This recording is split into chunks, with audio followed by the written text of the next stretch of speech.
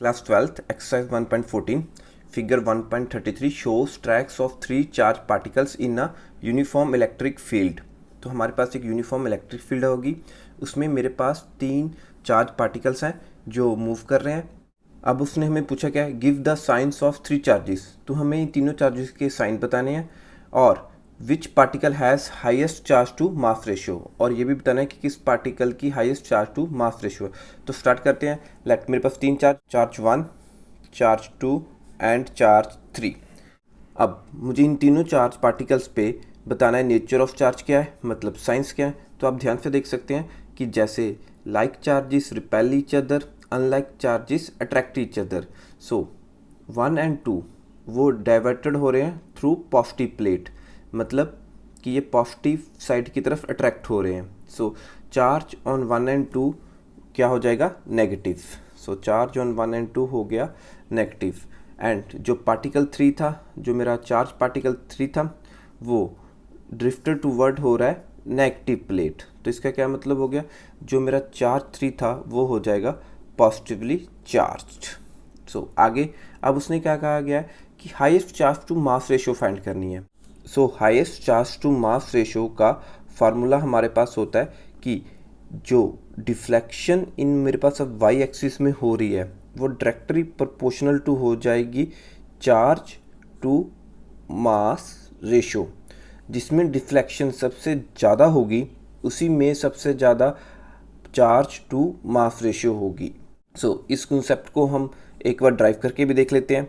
सो सबसे पहले हम यहाँ पे एक अजम्पशन यूज़ करेंगे कि ऑल द पार्टिकल्स, ठीक है जी, have same velocity and remain for same time, let's say t, in electric field। तो इस assumption के कारण हमारा जो मोशन है वो क्या बन गया, यूनिफॉर्म एक्सेलरेटेड मोशन, क्योंकि हमारी वेलोसिटी और टाइम एक्सेलरेशन होती है। सो वो रिमेन सेम रह रही है थ्रू आउट देयर ट्रैक्स। तो हम क्या कह सकते हैं, ये अब मेरा बन गया यूनिफॉर्म एक्सेलरेटेड मोशन तीनों के केस में।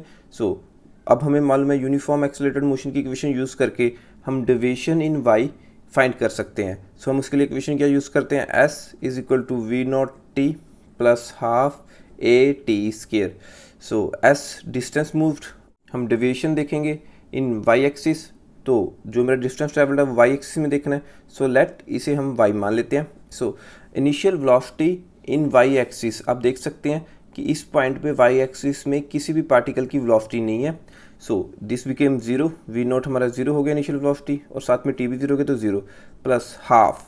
अब ए एक्सेलरेटेड मोशन, सो एक्सेलरेशन की वैल्यू हम कैसे फाइंड कर सकते हैं, लाइक हमें मालूम है according to Newton second law force is equal to mass into acceleration. हमें एक्सेलरेशन निकालना है तो acceleration comes out to be force upon mass, ठीक है। अब इलेक्ट्रिक फील्ड में किसी चार्ज पे कितनी फोर्स लगती है वो हमें कैसे मालूम चलती है, वो होती है force is equal to charge into electric field. So यहाँ से हम एक्सेलरेशन की वैल्यू निकाल लेते हैं, इसकी वैल्यू हम सब्स्टिट्यूट, तो acceleration comes out to be Q E upon M. So acceleration की वैल्यू मेरे पास आ गई Q E upon M, so T square. So T अगर इसे मैं सिंप्लीफाई करके लिखूं तो मेरे पास क्या आ रहा है, Y is equal to half Q E upon M T square. अब देखिए ई हमारी यूनिफॉर्म इलेक्ट्रिक फील्ड थी, ये थ्रू आउट सेम रहेगी, और यहाँ पे अजम्पशन था कि टाइम भी हमारा थ्रू आउट सेम रहेगा। सो एंड हाफ ये मेरा एक कांस्टेंट ही है। सो यहाँ से मैं सीधे कह सकता हूँ कि y is directly proportional to q upon m। So this is our relation, जिसके बिहाफ पे हमने कह दिया था कि जितनी ज़्यादा डिविएशन होगी पार्टिकल की वो उतनी उसमें उतना ही highest charge to mass ratio होगा। सो यहाँ से हम अब सेंटर लाइन लगा के देख लेते हैं कि सबसे ज़्यादा डेविएशन कौन सा पार्टिकल शो कर रहा है।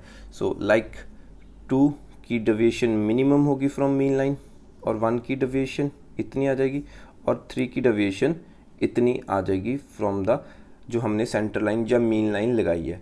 सो क्लियरली आप देख सकते हैं कि जो 3 चार्ज पार्टिकल है उसकी डेविएशन सबसे ज़्यादा आ रही है मेरे पास। सो सिंस हम इसे आंसर की फॉर्म में लिख लेते हैं, since charge particle 3 has maximum deflection, so it has highest charge to mass ratio।